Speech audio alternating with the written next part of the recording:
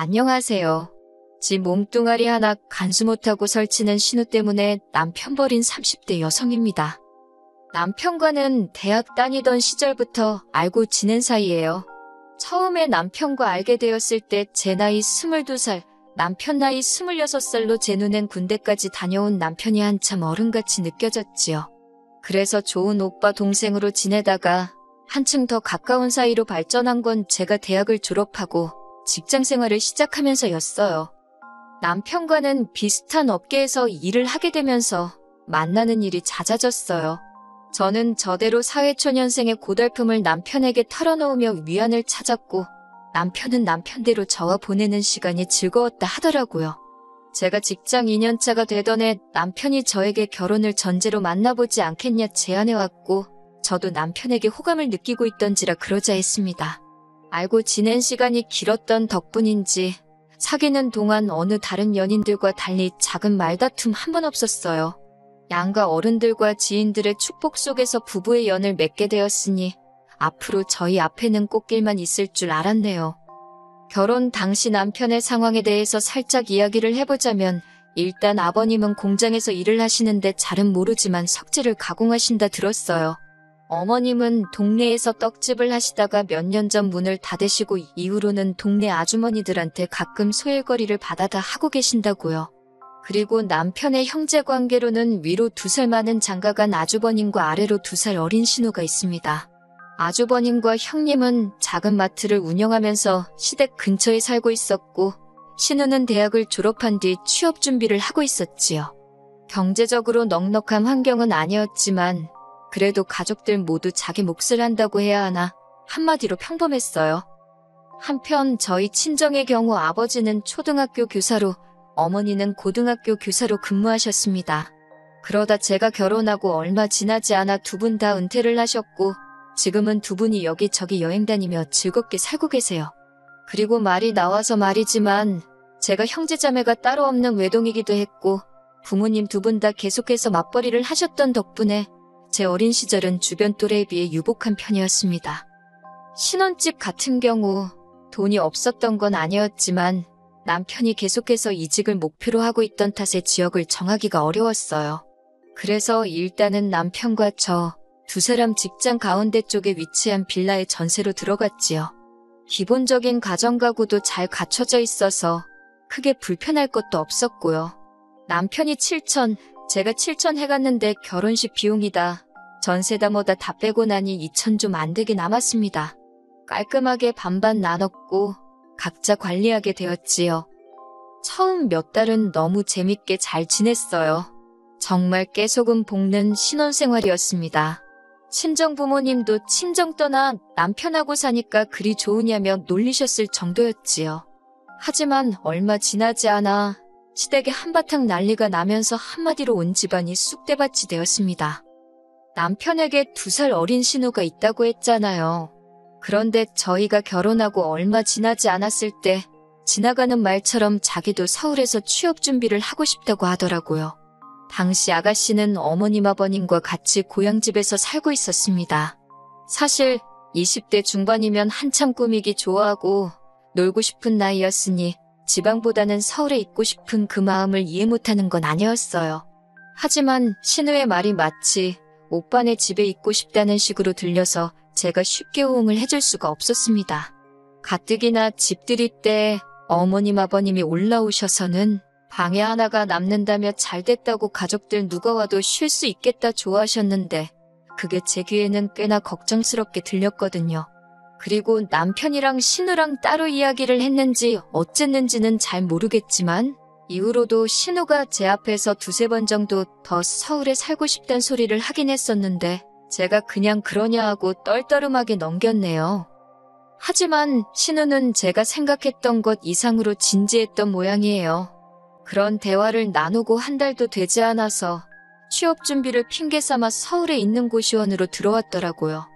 그때 솔직히 어머님께서 저를 좀 원망하시는 눈치였어요.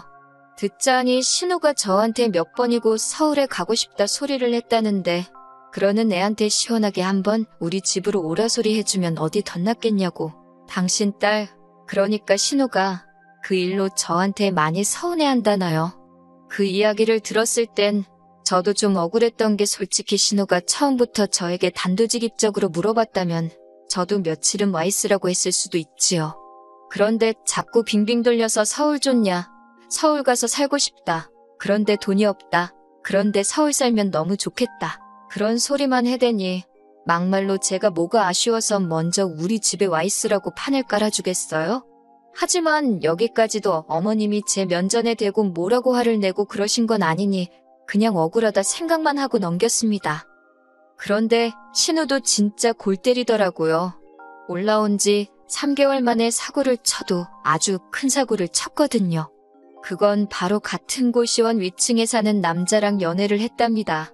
연애만 했으면 다행이겠지만 그 와중에 애가 생겼다고 울면서 저희 남편과 아주버님께 어쩌냐고 전화를 했던 모양이에요.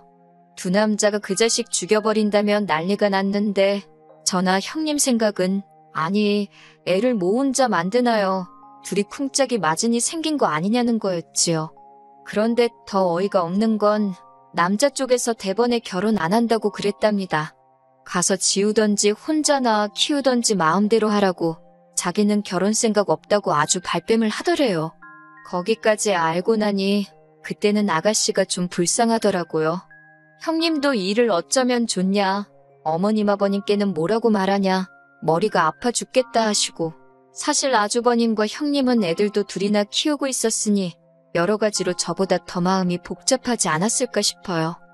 결국 그렇게 저희 부부, 아주버님네 부부 그리고 신우와 그 남자까지 6명이 만나게 되었습니다.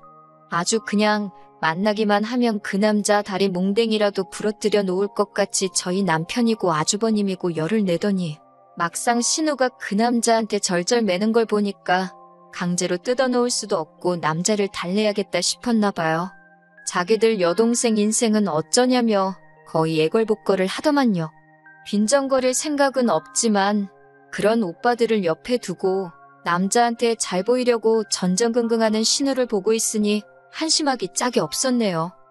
그리고 세상에 비밀은 없다는 말처럼 하루는 어머님이 연락도 없이 신우가 어떻게 지내는지 한번 보셔야겠다며 반찬을 싸들고 서울에 오셨어요. 그리곤 모든 상황을 알게 되시었지요. 그 길로 어머님은 알아놓으시고 그래도 우여곡절 끝에 결국 신우는 결혼을 하게 되었습니다. 그 남자나 남자 부모나 원치 않는 결혼인데 억지로 하는 거라며 한 푼도 못 보태준다고 해서 저희 어머님 아버님이 5천 그리고 아주버님이 5천인가 해주셨대요. 저희 남편도 도와주고 싶어 안달난 강아지처럼 끙끙거리더니 저랑 상의도 없이 결혼 때 남은 돈 갖다 준 모양이 돼요. 괘씸하긴 했지만 지 돈 지가 쓰겠다는데 내가 뭐라 하나 싶어서 참고 넘어갔습니다. 하지만 아주버님네가 문제였어요. 솔직히 아주버님이 5천을 해주셨다 소리를 들었을 때 아주버님도 아주버님이지만 형님이 여장부다 싶었거든요. 그 5천을 돌려받을 수 있다는 보장도 없는데 어떻게 신우 시집 가는데 턱하니 내놓나 싶어서요. 그런데 알고 보니 형님이랑 상의도 없이 아주버님이 가게를 담보로 대출을 받아서 줬던 모양입니다. 형님이 그 사실을 아시고는 아주버님더러 네가 사람이냐며 네 애들 생각은 안 하냐고 대판 싸웠다대요. 그리고는 형님이 애들 둘 데리고 당신 친정으로 가버렸다고요. 그래도 그때는 형님이 이혼까지 각오한지는 몰랐습니다만 이 두 사람 정확히 1년 뒤에 남남이 되었어요. 아주버님이 유책사유자로 양육권은 형님이 가지셨다대요. 한편 시간이 흘러 신우도 아들을 낳았습니다. 아주버님이나 제 남편 둘 다 처음 생긴 조카라며 어지간히 이뻐하더라고요. 신우 남편도 애가 나오고 나니까 전과 달리 신우나 얘한테 잘하는 듯 했고요. 게다가 아버님 소개로 아버님 친구분 공장에 취업해 일도 착실하게 다닌다고 아버님이 좋아하셨지요. 하지만 문제는 신우였습니다. 신우는 애를 낳고 나더니 전처럼 다시 놀기 좋아하는 철부지로 되돌아가더라고요. 어머님이 하소연하듯 말씀하시길 신우 남편한텐 친정에 갔다 온다고 해놓고 애만 어머님께 맡겨두고 밤새 술 먹고 다니기도 수차례였다대요. 걸핏하면 자기 남편한테 어머님을 팔아댄 거지요. 그러다 결국 사단이 났어요. 출산하고 반년 정도 지났을 때였는데 하루는 신우가 뜬금없이 폭탄 선언을 하더라고요. 남편하고 이혼하고 싶답니다. 한다는 말이 자기가 애 아빠, 그러니까 자기 남편을 사랑하지 않는다면서 자기에게 진정한 사랑이 찾아왔다나요. 아버님 공장에는 파키스탄에서 온 직원이 한 명 있었는데 그 사람을 사랑한다나? 그래서 같이 돈 벌어서 파키스탄에 갈 거라고요. 상황은 점점 생각지 못한 방향으로 흘러갔습니다. 그래, 이혼하자. 그렇게 나올 줄 알았던 신우 남편이 애한테는 엄마가 필요하다며 이혼을 못 해준다고 버텼거든요. 신우는 신우대로 처음에 애 생겨서 결혼하자 했을 때 안 한다며 자기를 얼마나 멸시하고 모욕감을 줬었냐며 그런데 왜 이제는 안 놔준다고 난리냐고 악을 써댔고요. 드라마에서나 볼 법한 일들이 자꾸 시댁에서 벌어지니까 따로 TV를 볼 필요가 없대요. 어머님은 또다시 머리 싸매고 누우시고 아버님은 아버님대로 공장 가서 그 직원 죽인다고 그러시는 통에 경찰서까지 다녀오시고 집안 꼴이 말도 아니었지요.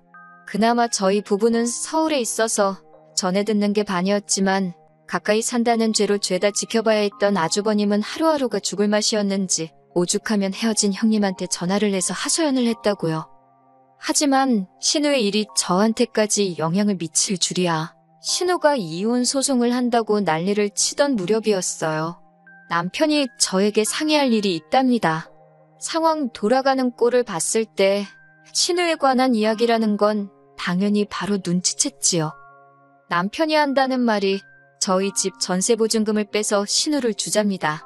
신우 이혼 소송을 한다고 난리인데 신우가 유책사유자다 보니 변호사를 선임하는 데 있어서 돈이 많이 들 것 같다고 오빠들더러 도와달라고 했대요. 그런데 아주버님은 이미 신우가 결혼할 때 5천을 해줘서 더 대출받을 곳도 없다며 이번엔 저희 남편더러 해주라 했다는 겁니다. 내가 당신도 그때 얼마 해주지 않았냐니까 그건 1,000만 원밖에 안 된다면서 그러더니 일단 저더러 그때 결혼 준비하고 저도 남은 돈이 좀 있지 않냐면서 그걸 내놓으래요. 예단이며 혼수며 그런 것도 거의 안 했었으니까 이렇게 지금이라도 해준다 생각하고 신우 주자고요. 제가 헛소리하고 앉아있다고 시집 오는 며느리가 신우한테 예단을 하냐고 어머님한테 하는 거지 그리고 당신은 우리 집에 뭐 해왔냐고 웃기는 소리 좀 하지 말라 했습니다. 그랬더니 남편이 그러면 알겠다고 일단 전세부터 빼잡니다. 제가 그럼 우린 어디 가서 살자는 거냐니까 일단 저희 부모님 댁에 들어가서 살면 안 되겠냐고 그래요. 경기도니까 버스 타고 지하철 타고 출퇴근도 할 수 있고 어이가 없어서 당신 동생이 사고를 쳤는데 왜 우리 부모님까지 피해를 봐야 되냐고 싫다 했습니다. 싫다고 할 게 너무 많아서 순서가 뒤죽박죽이긴 했는데 아무튼 집 전세 보증금 빼주기도 싫고 다 싫다고 했어요. 그러면서 남편더러 아무리 당신 동생이라지만 진짜 미친 엑스 아니냐고 결혼이고 이혼이고 장난이냐고 파키스탄 같은 소리 한다고 지금부터 단돈 1원이라도 신우한테 넘어갔다가는 너랑 나도 아주버님이랑 형님 꼴 난다 생각하라고 아주 악을 썼어요. 그런데도 제 아내 화는 가라앉지가 않았는데 한 이틀이나 지났나 어머님이 연락도 없이 올라오셨습니다. 다짜고짜 제 앞에서 눈물을 보이시는데 어머님 속도 속이 아니겠구나 싶어서 안아드렸어요. 하나밖에 없는 딸이 그 모양이니 얼마나 속이 상하시겠나 싶대요. 그런데 어머님이 제 손을 꼭 쥐시면서 그래도 동생인데 어쩌겠냐입니다. 엄밀히 말하면 남편의 동생이지 저하고는 상관없는 남이지만 시시비비 가릴 상황은 아니라 듣고만 있었어요. 그러더니 곧이어 어머님이 저더러 그러면 저만 믿겠답니다. 어려울수록 힘을 합하는 게 가족 아니겠냐고 이건 아닌데 싶어서 한마디 할까 하다가 남편하고 어머님하고 이야기할 게 아니다. 당사자하고 얘기를 해야겠다 싶어서 어머님 모셔다 드린다 하고 그대로 차 끌고 내려갔습니다. 어머님을 내려드리고 신우한테 전화를 했어요. 아가씨 보려고 내려왔으니 이야기 좀 하자니까 순순히 나오대요. 카페에서 자리를 잡고 앞으로 어떻게 할 생각이냐 물으니 오빠 그러니까 저희 남편이랑 저랑 이야기 다 된 거 아니냐입니다. 무슨 이야기냐고 하니까 이혼 소송하기로 했대요. 이렇게 불행한 결혼 생활은 할 수가 없다고 자기는 애도 필요 없다면서요. 저는 오빠가 뭐라고 했는진 모르겠지만 아가씨 이혼 소송비 대주면 우리는 헤어지기로 했다. 우리 부부도 아주버님네처럼 헤어지길 바라는 건 아닐 거 아니냐. 그러니 잘 사는 오빠들 그만 건들고 아가씨 본인 앞가림은 스스로 해라 했습니다. 그런데 좋은 말로 타이르듯 말을 하니까 제가 만만해 보였나 봅니다. 저더러 제3자 주제에 왜 이래라 저래라냐면서 저더러 빠져있으래요. 그래서 결국 험한 소리가 나갔지요. 지 몸 하나 간수도 못하고 사는 게 불쌍하다고, 사랑 같은 소리 한다고 네 덕에 형제들 죄다 호랩이 만들어서 좋겠다고 미친 엑스야. 정신 차리고 살라고요. 그제서야 말문이 막혔는지 신우가 절멍한 표정으로 쳐다보던데 그러던지 말던지 뒤로 하고 차 끌고 올라왔습니다. 집에 도착하니 그새 신우가 남편한테 일렀는지 저더러 어떻게 자기 여동생한테 그런 소리를 할 수 있냐고 실망이라고 따지더군요. 그래서 그렇게 불쌍하면 네가 네 동생 데리고 살라고 했어요. 이 집 전세 보증금 나오면 정확히 반반 가르자 했고요. 나는 그 돈 가지고 친정으로 돌아갈 테니 너는 네 여동생한테 꼬라박던지 말던지 맘대로 하라니까 자긴 저랑 안 헤어진답니다. 그런데 저흰 청약대의 혼인신고 전이었거든요. 그러니 남편 말에는 뭐 힘이 없었지요. 하루빨리 전세 계약한다는 사람이 나타나야 되는데 하며 지금은 친정에 와 있습니다. 전세 계약은 제 이름으로 해뒀던지라 별 걱정도 안 되네요. 신우 그 물건은 인생의 쓴맛을 한번 봐야 돼요 진짜. 지 때문에 오빠 둘 다 이혼하고 이게 무슨 꼴이냐고요? 어머님 아버님은 형님 때도 그러시고 무슨 자신감이신지 며느리들한테 지금이라도 숙이고 들어오라는 건지 모르겠습니다. 딸 간수나 잘하셨으면 좋겠네요.